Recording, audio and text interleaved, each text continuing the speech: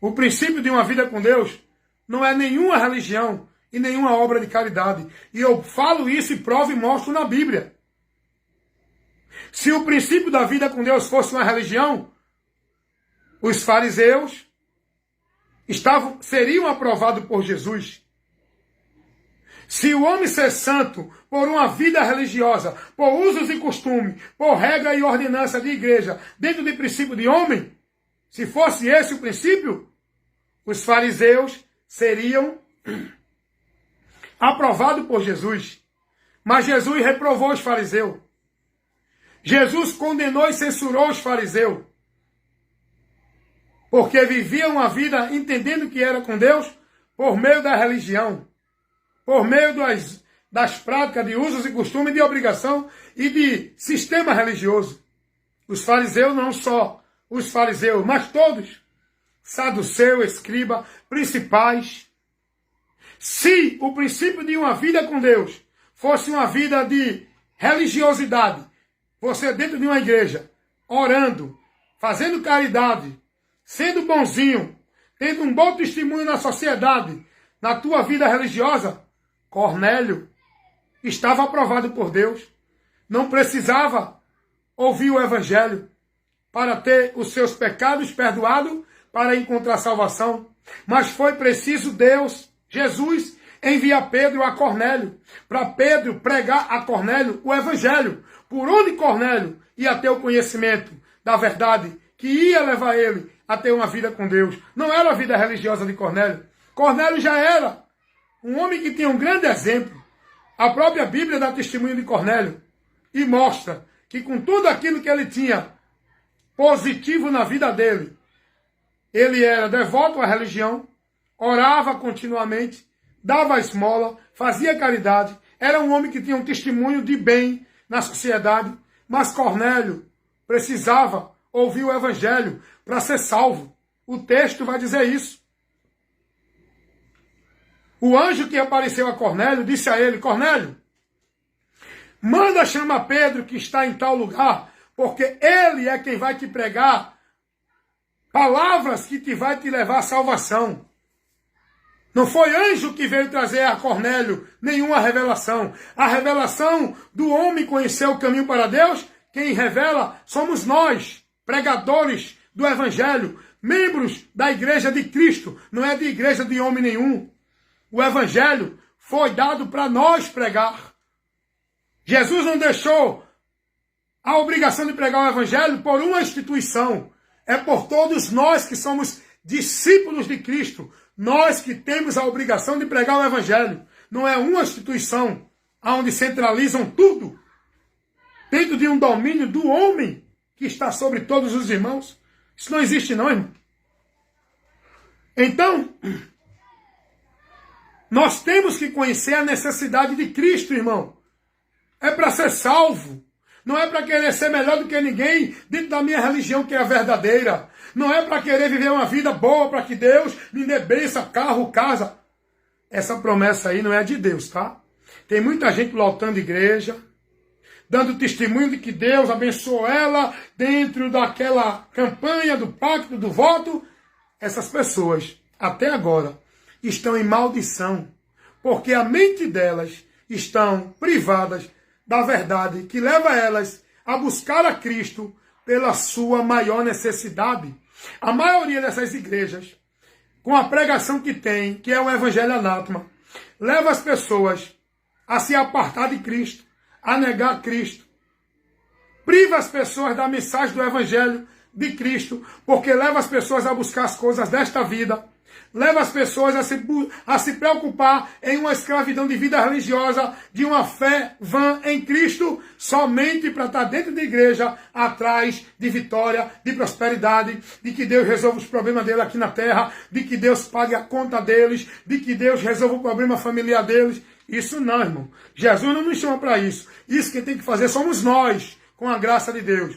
Quem tem que resolver meu problema de dívida sou eu, trabalhando e tendo condição para trabalhar. Deus vai abrir a porta e eu vou trabalhar para pagar a minha dívida. Quem tem que resolver o problema da minha família sou eu, diante da falta de disciplina e doutrina que eu preciso levar para minha família. Quem tem que resolver meus problemas seculares sou eu. Deus me dá os meios, Deus me ajuda. Mas não é isso que ele me orienta a buscar em Cristo. Isso todo mundo tem. A única bênção, a bênção principal, a vitória principal, a maior necessidade que nós temos que ter o conhecimento para buscar a Jesus é a necessidade de salvação na nossa alma. Nós devemos buscar a Cristo, não é para estar dentro de uma vida religiosa de igreja em campanha de vitória, em campanha de prosperidade, em campanha de libertação, porque não é campanha que liberta, é Jesus, quando nós conhecemos Ele que é a verdade. Nós temos que buscar Cristo, se converter a Cristo, entendendo a minha necessidade de Cristo. Salvação, salvação. E o que é salvação? Muitos não entendem o que é isso. Primeiro, ninguém vai buscar Jesus para ser salvo se não entender a situação que está atual. Ninguém vai querer se converter a Jesus para a vida eterna se não tiver o entendimento do destino eterno que ele está correndo. E para isso você ter esse entendimento, só quem pode te dar é a verdade do Evangelho. Quando você é informado por ela e crer, aí você encontra essa salvação.